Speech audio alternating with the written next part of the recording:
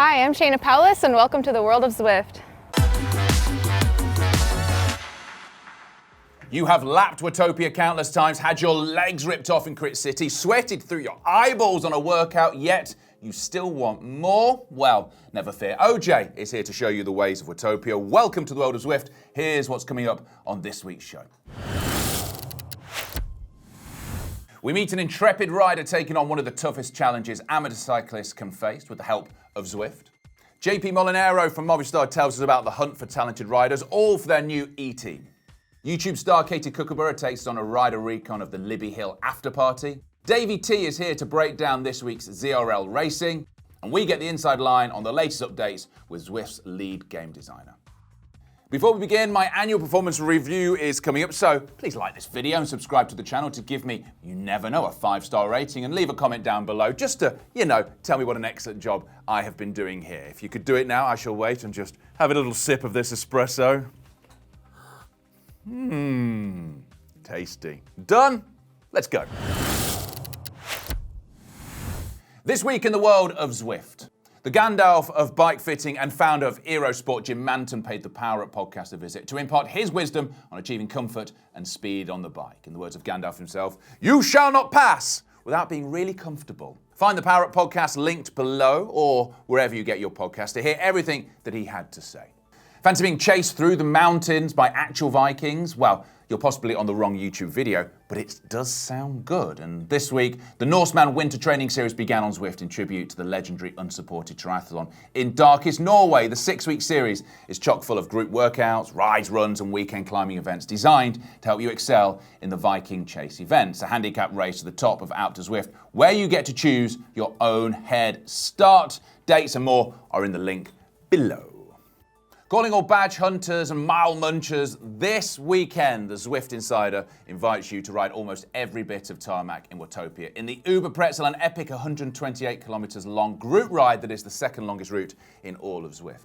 There'll be plenty of community legends along for the ride, and you can join Zwift Insider's Discord server to chat to them all as you traverse the island. The link to the event is below. A big shout out goes to Tim Searle, the Aussie Hump Day ride leader, who this week was the first ever person to break the 200,000 kilometre ridden barrier on Zwift. It's immense. In his own wise words, and averaging up to 1,000 kilometres a week, time in the saddle is still time in the saddle. Ride on, Tim. Finally, multi-talented athletes rejoice! The Zwift Duathlon League launches this week. It's a 6-week bike and run race series where Zwifters ride as far as they can in 35 minutes, then run as far as they can in 15, which sounds amazing. If I had a treadmill, I would join you. I don't have one yet. Notepads out, thinking hats on. It is time for this week's A to Zwift. H is for Haute Route. It's also for hard and humbling. Haute Route is well known for creating challenging multi-stage amateur events in iconic locations. Places like the Alps, the Pyrenees, the Dolomites, as well as Watopia. See if you have what it takes during these 3 tough stages over 3 days. No makeup days, just a solid challenge in what Haute Route Watopia is all about. With pre-race briefings, fueling advice, and an awesome digital road book, and a range of start times to suit every rider, it's great for ambitious riders who also want the red carpet treatment. 3.2 is for 3.2 watts per kilo. That's the average power you'll need to produce to climb the Alp in less than an hour. This is an admirable goal for many Zwifters. Pro tip, practice riding at 3.2 watts per kilogram on your next ride. Start with something shorter like the Volcano so you get used to the pace. Be mindful of your cadence, or maybe even your heart rate, so you know what it feels like to ride at that level. Another option, set a time goal. Start small. Gradually increase that goal 10 to 30% and do a few laps of your favorite course, maintaining that pace. And if you want to mix it up, ride with Bowie Breve, who typically maintains a pace of about 3.2 watts per kilos. A lot of Zwifters like the distraction of holding on to his wheel so they don't have to think about how much it hurts. Then when it comes time to taking on the Alp, you'll feel natural riding at that pace. The only thing left to be seen now, my friends, is if you can hold it all the way to the top. M is for Mont Saint-Michel. The worlds we ride in aren't just full of roads and mountains. The game our team at Zwift have prepared the landscape with beautiful details inspired by the world around us. A perfect example is on the French map. After leaving the marina, passing the lighthouse, and while heading for the sunflower fields, look out to sea, and in the distance, growing out of the sand, you'll spot a small island with a tower on top. That's Mont Saint-Michel. Sitting just off the Normandy coast in northwest France, the real Mont Saint-Michel has only 30 inhabitants, but is visited by 3 million people every year. You can't visit it in-game yet, but who knows? Maybe one day, the tidal causeway to the island might open up as a new route. Now, last time we had a game update, Zwift's lead game designer Wes Salmon dropped in to walk us through all that had changed in the only world that I care about, that of Watopia. Wes is back right now, which can only mean one thing. Wes, great to have you with me. What's new, Wes? What's happened with the game? So we've got a new release coming out this week. One of the big changes we've made is how pace partners work in regards to how easy it is, or in some cases, how hard it is to keep that drop multiplier going, so users can get the most advantage of riding with that pace partner group and getting their drops. Now, the pace partners I have seen, and I've ridden with them myself, they are one of the most popular things I've seen around Zwift. The community absolutely loves them. For the uninitiated, though, who maybe have seen the groups go past, they've seen the names on the landing screen, what are the pace partners? So the pace partners are 4 different characters per sport that will ride and run around Watopia at a set pace, allowing you to find a group that's always going to be consistent. Those pace partners are locked in to a very specific watts per kilo or a pace if they're running. And basically what this creates is a ad hoc 24/7 group ride dynamic where you can drop in and drop out whenever you want and always be able to find that pace partner, as opposed to an event where you have to find it on the schedule, carve out time in your own diary, and figure out how to ride in that event. These are ad hoc events that are just always going. We have 4 different levels of pace for running and 4 different paces for cycling. This allows you to pick a D pace if you're on a recovery day, or an A pace if you're trying to get that race prep in. And it's really cool to see the data because most people are joining the C class pace partner. So that just goes to prove that Zwift isn't for just the high class racers that can put out A-class power. It's for really everyone who rides a bike, and that D and that C class, that's that really important part of the segment where people really just want to ride their bikes at a reasonable pace, and just have fun. And always feel like they're around people as well. And also, say you are riding in the Ds and Cs, if you wanted to challenge yourself to see if you could step up, stepping up to the Bs and the As, I guess, is just that. It is a challenge for you. It really is. And it's one of those things where you can make a game out of it by using the pace partners as a way to gauge your fitness progress. So if you decided you wanted to jump up to the Bs or the As, you can see how long you can hang on to that group and keep track of that over time to see your progress. So one week you may be able to hang on for 10 minutes before you get spit out the back. And then a few weeks later, after doing more training, doing a few workouts, you may be able to hang on for 12 or 13 minutes. Now, Wes, I know you just mentioned multipliers there. I'm aware that you get more drops when you ride with a pace partner, but how does this multiplier work? Because this is almost an in-game game, isn't it? Yeah, so once you join a pace partner group, you'll start to see a blue bar at the top of your screen where it says 1x. And the longer you stay with that pace partner within the range of the pace partner, the more that bar will fill up. Once it fills up one time, you'll go from 1x to 1.25x, from 1.25x to 1.5x. And as long as you're with that pace partner, all the drops you're earning while riding, including ride-on bonuses you get, going up inclines, all that is multiplied by the multiplier at the top of your screen. So we expanded out the range of the pace partner multiplier as the group gets larger. So if you're riding with a small pace partner and a group of maybe 10 or so, the range in which you get that multiplier is going to be a bit smaller. So basically, if you've got your eyes on a set of wheels or something you can't afford drops-wise, get with a pace partner. It is definitely the fastest way to earn drops.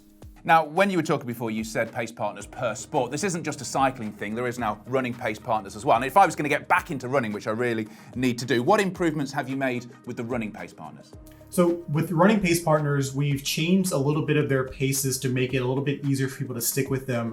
And this is part of why pace partners is still in FutureWorks, because it allows us to do these tweaks in somewhat real time based on the feedback we're getting from users. So you'll see some of the pace partners in the D and C class going a little bit slower, a little bit more consistent at a pace that maps more closely to those two classes. Were you surprised at how popular these have been? We did a little bit of testing recently in Club Jarvis, where we tested out whether or not people wanted to ride with an AI-based system. as opposed to a real ride leader. And it went off really well. And what people really liked about it was the consistency of the pace of the beacon. And that's always a hard thing for great ride leaders to do, because no matter how hard you try, holding a steady wattage is really hard. So the pace partners testing we did there resulted in us investing in this system so that users can get this experience, as 24/7. The feedback has been great. I mean, it definitely has blown up faster than we expected. So we're really spending a lot of time evaluating the feedback and the data that comes in to make sure that we can improve these things in a pretty quick succession. Well, Wes, it's been great to chat to you again. Who's your favourite pace partner? Who do you ride with most? I ride mostly with C Cadence, mainly because C is where I like to chill, so it's not too hard, it's not too easy, but those packs are so big, they move really fast. They do. I saw a pack go past me the other days. It was just full and everyone having a great time with the chat and the rest of it. Wes, as always, a great chat with you. Thank you so much. We'll see you soon. Thanks, AJ. Week 6 of the ZRL, the end is just beginning to appear in the distance, or maybe it's a mirage. It could well be, because this week's ZRL Premier League racing hotted right up in a volcano big time. Here are the highlights from the women's race. Week 6 of Season 2 of the Zwift Racing League. Watopia for 3 ascents of the volcano mountain on the whole lot of lava course. So let's get straight into the racing. Beth McIver, she is absolutely flying at the moment. This volcano circuit is already taking its toll. Riders getting dropped with every meter that they're climbing. We've only got now 35 riders in this group. There it is, 5, 4, 3, 2, 1. Curie from Gardner, from Huback, Lethbridge and Lou Bates. We have about 20 riders in this group now. Just look at Hailey Gardner, 200 beats per minute right now. Lethbridge across the line first there, Curie in second. As ever, Hino have the upper hand in this front group. They've got the finish line in sight now, 300 metres to go. Huback is on the front with Gardner just behind. Who is going to take the win there? Looks like McIver. What an absolutely superb performance there from Beth McIver. That's another win. What a superb race that was.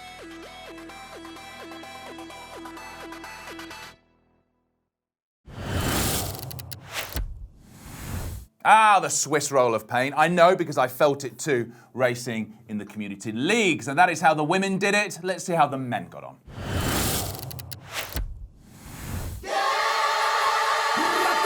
We're well into Season 2. This is race 6 of 8. The men are already underway. Towle off the front now, 11.3 watts a kilo. He's absolutely romping up these climbs. Look at this, Freddie Ovid going by like a rocket ship on rails. Legion of LA picking up the first 5 points on offer out here. 2 laps to go. Biasan just goes, accelerates over the top. Muller as well goes straight over the top. Freddie Obet's coming up again. 17 watts a kilo. Ow! He does it again. Timely use of a power up. Do you know what, Davey? Didn't need it. Maximum points again for Freddie Obet. 1 lap to go now. Here is the gantry where the points will be scored. It's going to be Zalgabe here, Towle, Alec Cowan. We mentioned Alec. Here we go. It's going to be Freddie Owen making it 3 for 3. Bird at the front. Gill now goes around. Larson not too far away as well, but Obet is coming up. Obet for the Legion of Los Angeles. Freddie Obet takes it from Ollie Jones. What an absolutely sensational finale. That was breathless stuff. Time now to say the words for who the Dave Towles, fresh from the volcano. It's our favourite Zwift announcer and amateur volcanologist. It's Dave Towle. Davey T, how are you? I'm great. I don't think anybody is feeling fresh after 511 meters of climbing out there. It was a great race, considering what it was. It didn't feel like half a kilometre of climbing, did it? It was bizarre. It wasn't one for the climbers this week. Well, it is interesting. Very draftable climb, as they say. They were flat out flying. And ultimately, it turned into who was the best sprinter left for both the men and the women. It was a fantastic race to watch. Well, the answer to that, well, let's start with the men, was Freddie Ovet. Now, Freddie Ovet, for Legion Cycling, he won all of the KOMs and he won the sprint at the end. Is he a one-man team? Well, he could be if he wanted to be. He's not, because Legion of LA has got an exceptional squad built around him. But as he joined Legion of LA, he brought some real esports experience with him, and I know that they wanted to make their mark in the Premier League, and they've done exactly that. But, OJ, I don't want to sell the other guys on the team short because they're legit. They are indeed. With just 2 rounds to go, Dave, do you think Canyon are uncatchable in the men's? Well, anything can happen, OJ. I know that old cliche has been used by broadcasters for a long time, but it's truer than ever in the Zwift Racing League. Whether it's technicals or just having a bad day out there, we've seen it happen with PO Auto Ceramic Speed. They've been on the 2 ends of the spectrum, but not much middle. I tell you what, they wouldn't make a good sandwich because they're all bred. They're either excellent or just not having a good day out there. Whereas Canyon has been incredibly consistent. They don't miss a step. Do you know what? It's the best insult I've ever heard. You make a terrible sandwich. Well, let's talk about the women's now. Beth MacGyver, amazing performance from her to clinch the sprint. And it was a very small group. We've seen this again and again. The men's group was massive at the end. It was, 58 riders, possibly the biggest group we've seen so far. The women's whittled down again, and then we just had this little elite group at the end, of which Beth MacGyver won the sprint from. So Beth deserves a ton of credit. She is a stone-cold killer when it comes to these sprints. Now, we're for the first time starting to identify riders who go a level above just winning once. And she and Freddie have both won 2 times in one season. So we're watching records being set out there. But it's the depth of these fields. And Louise Huback ends up in that sprint, not quite winning, but the rest of her team was right behind her. And that's what they do. Talking of Louise Huback, she's back. A punchy performance in this round. It looks like she's getting back to her best. I agree. She's a Danish rider, and you have to say that of all the nations that have embraced Zwift, Denmark punches above their weight. She's a great example of that. And also the modern esports rider. The Swiss Army knife of racing is what I would say about Louise Huback. She can do it all. What do you see of next week? Because next week, it's going to be the sprints. It's going to be who's the fastest and who can set up these sprints the best. We're heading back to Richmond, Virginia, and expect more. I guess it's just going to be a straight-up pain sandwich with a side of pickle, because this one is going to be rough out there. We're back for our final points race, and at this point now, I think we're going to see a lot of teams looking to make their mark. Can't wait, Dave, can't wait. And 2 sandwich references in one show. I love it. Thank you very much. We'll speak to you next week. If this week's ZRL course was one for the punchers, next week's course is one that'll punch you in the throat right at the end. The rider recon this week comes from cycling YouTuber Katie Kookaburra.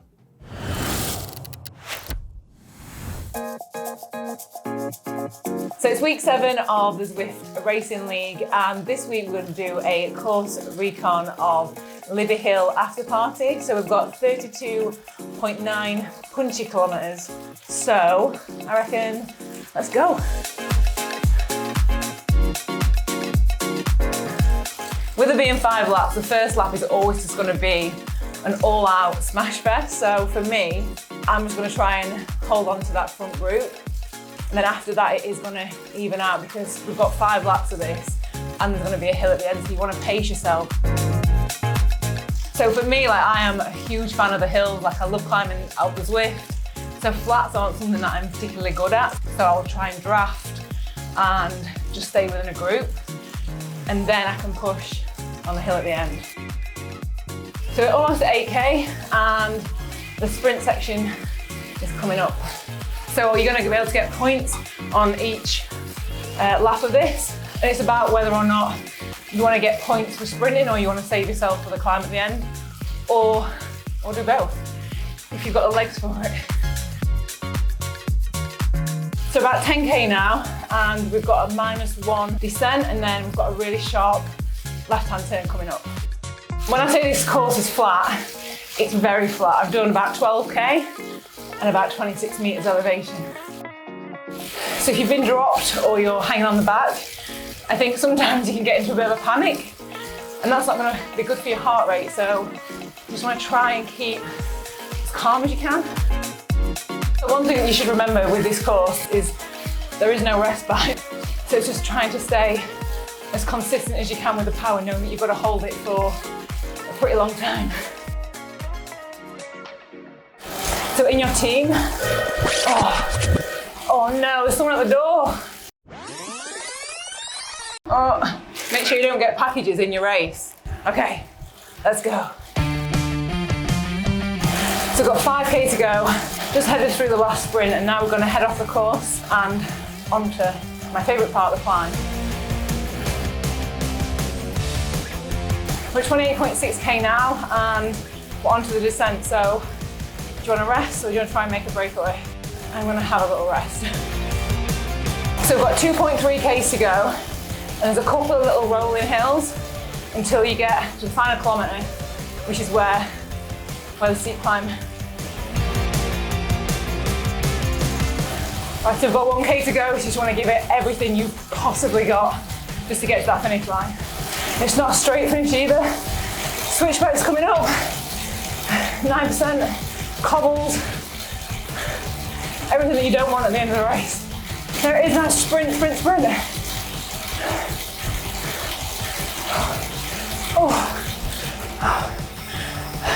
Try and save yourself something in your legs for that intense, brutal climb at the end. Got a really good course and looking forward to racing it actually. And if you don't already follow Katie on YouTube, make sure you check out her channel linked below. If you want to ride with her on Zwift, then why not take on the challenge of Alpe d'Huez with her monthly group rides all the way to the summit. Now, last week, we asked you for your weird and wonderful riding food suggestions. And today, this lucky boy, that's me, gets to try one of them. Can it get worse than baked beans and Weetabix, which I tried last week, which, may I say, wasn't that bad, although everyone who saw it on social media said, ugh. There's only one way to find out, though, what I'm going to try this week. Hit me with it! Here we go. Comes in a silver packet. And I can tell you inside. I can tell you what it is, because it says Pop-Tarts on the front. So, this is it looks like a shop-soiled Pop-Tart, I have to say. It's been kicked around a bit before coming to me. Would be like what it was like as you took it out of your jersey pocket. Now, I know with Pop-Tarts, you're supposed to put them in a toaster, and you may have a toaster at home. Unfortunately, here at the World of Zwift, where we have many great things, one of them is not a toaster. So I'm going to have to go for it au naturel. The look of it is unappealing. Previous times that I've tried Pop-Tarts are non-existent because I've never eaten one before. My mouth is watering a little bit though, but that's because I'm perma-hungry. Here we go. Okay. I can tell you that weirdly, that is chewy and chalky all at the same time. Flavour-wise, it doesn't say what it is here. I would tell you that it tastes like the ghost of strawberries past, is my flavour recommendation there. Is it nice? Not really. Would I eat it on a ride if I was super hungry and running out of energy? Probably. Would I regret it? Definitely. So there you go. Does it rate higher than Weetabix and baked beans? No, it does not. I would rather have a Weetabix with a baked bean on top. And it's definitely not better than the Goo birthday cake gel. What flavour was it? Strawberry milkshake. Well, that is an offence to strawberry milkshakes on this planet.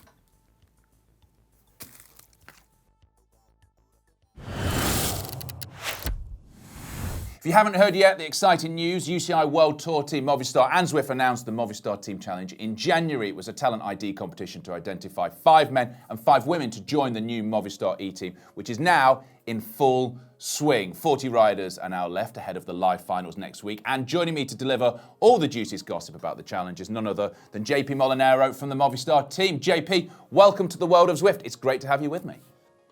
Thank you very much for the invitations. Super great to be here. Well, it is great to talk about this new E-Team that you're setting up because Movistar, one of the most successful teams in pro cycling, one of the longest running as well. What made you pull the trigger on setting up this new E-Team?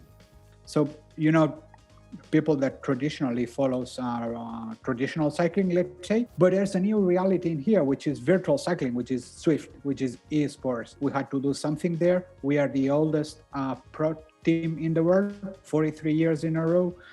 So, we want to be next to where the action is in cycling.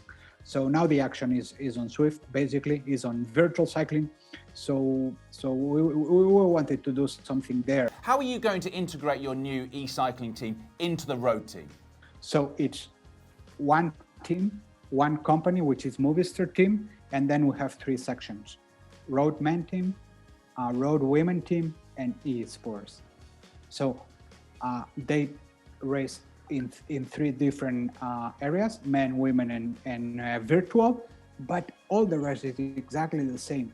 They share the same equipment. They share the same trainers. They share the same professionals. They share the same knowledge. They share the same training camps. They share everything. Everything is exactly the same.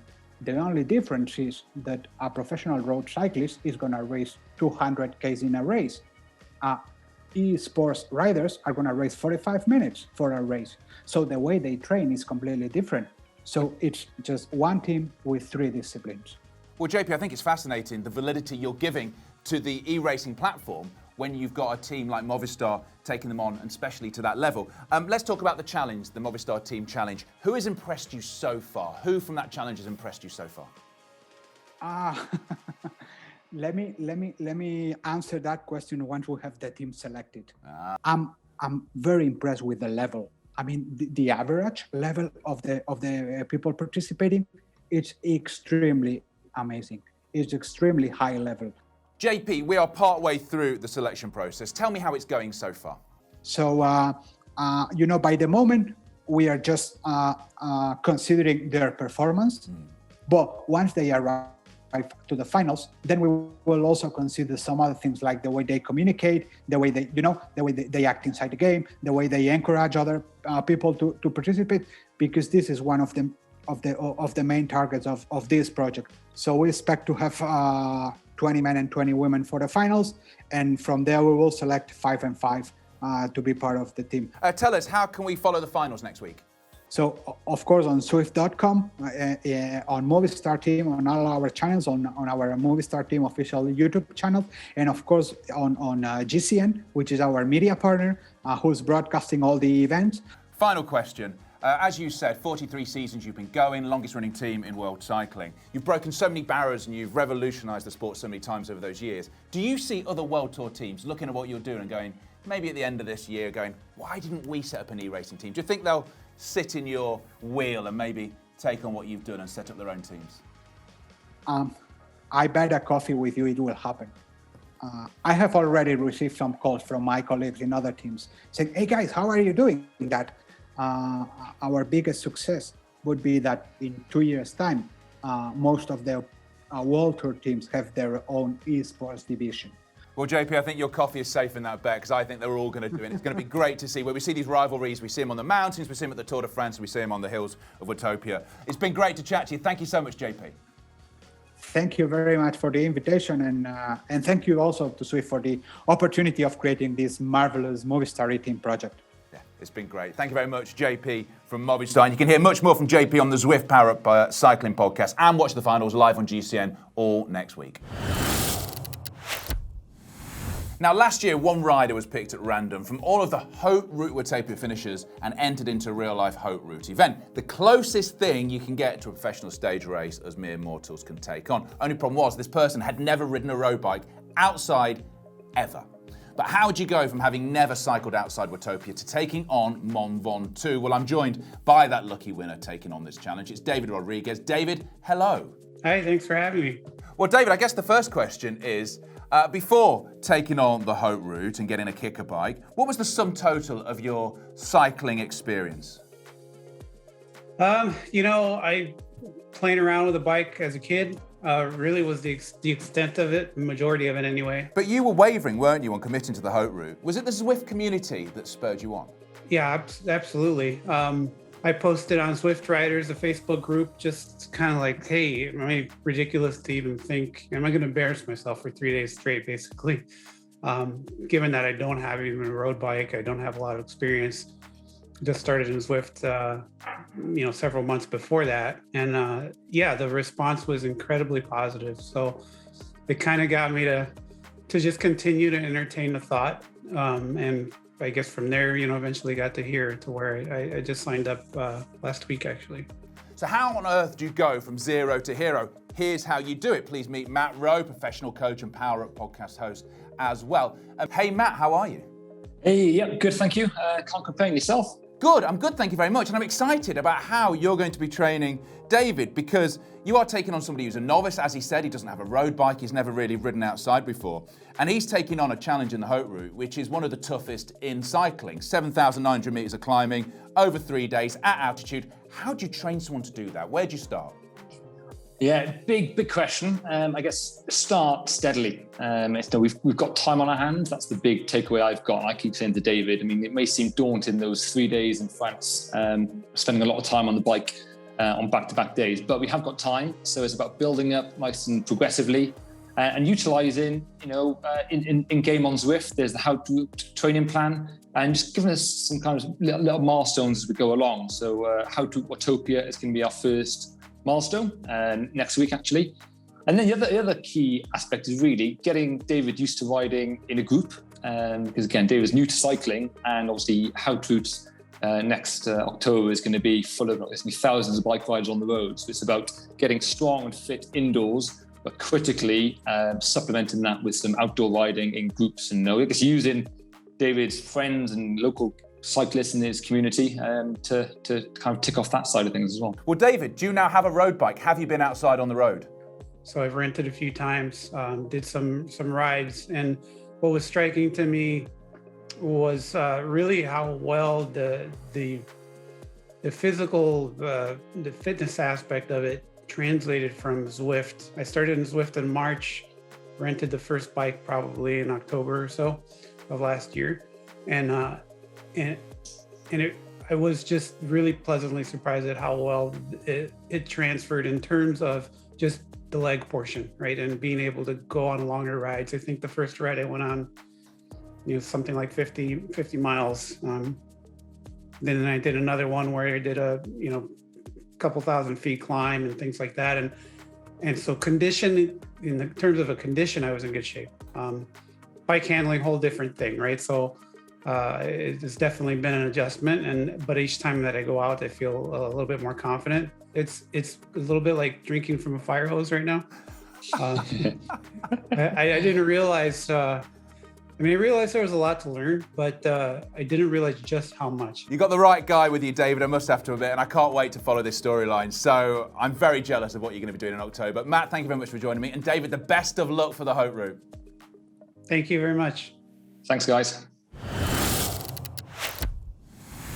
That's it. Another jam-packed week in the world of Zwift is done and dusted. Be sure to let us know what you want to see in the comments below. Like the video and subscribe to the channel. All of those things would be lovely. Thank you very much. Until next week, ride on.